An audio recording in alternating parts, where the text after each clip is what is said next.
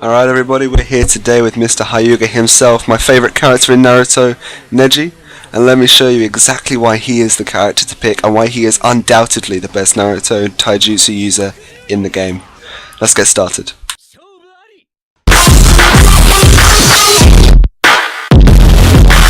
Neji is a member of the Hyuuga branch family and a very well known taijutsu user in the Naruto universe. Neji is a taijutsu user who uses the Gentle Fist, granted him by his Kekkei Kenkai, the Byakugan.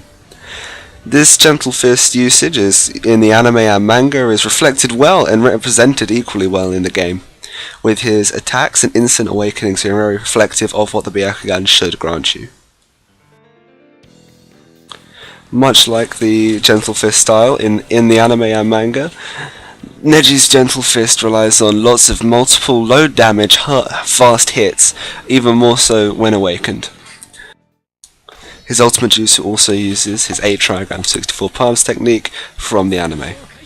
His jutsu is a rotation, which is possibly one of the best defensive jutsus in the game that will stop most attacks and even ultimate jutsus, as well as being one of the few jutsus that can be performed in the air, much like Naruto's Rasengan.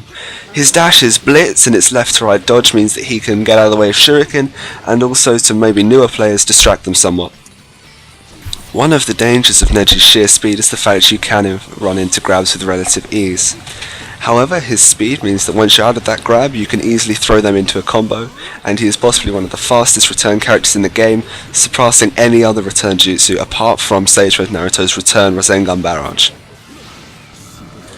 Neji is one of my favourite characters in the game because he is essentially the best of both worlds. While Sage Mode Naruto can be slowed down by his slower combo speeds and his less damaging attacks, which often need to be combined with Rasengans to be super effective, Neji's combos alone are easily enough to surpass, and his jutsu can be used in purely defensive manner, although is incredibly effective if used when another player is backed into a corner and out of subs. It also means, however, that Neji is vulnerable for about 2 seconds after he comes out of his jutsu, so you better make sure that the enemy doesn't have any chakra which they can attack you with, which is benefited greatly by his awakening, which we'll go on to now. Neji's awakened mode activates his Gentle Fist, one of the signature moves of the Byakugan.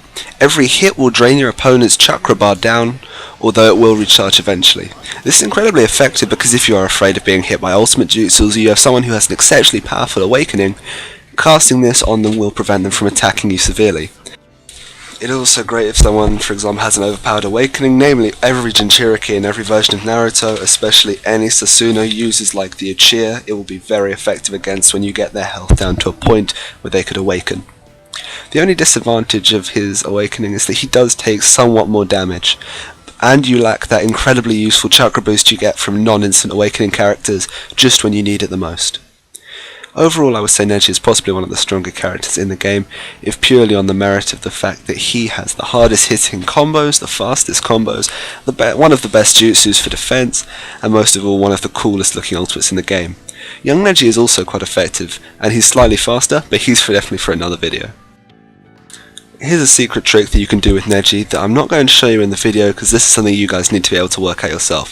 Flicking his Insta Awakening on and off will reset your combos, and with someone who relies on little fast hits like Neji, can be especially effective. Hitting them in Awakening to knock down their chakra, flicking out of Awakening, hitting them a few more times, then flicking back in, keeping their chakra suppressed, and stopping them from getting subs can be a great way to deal with this pesky enemy, especially if you want to have an almost infinite combo.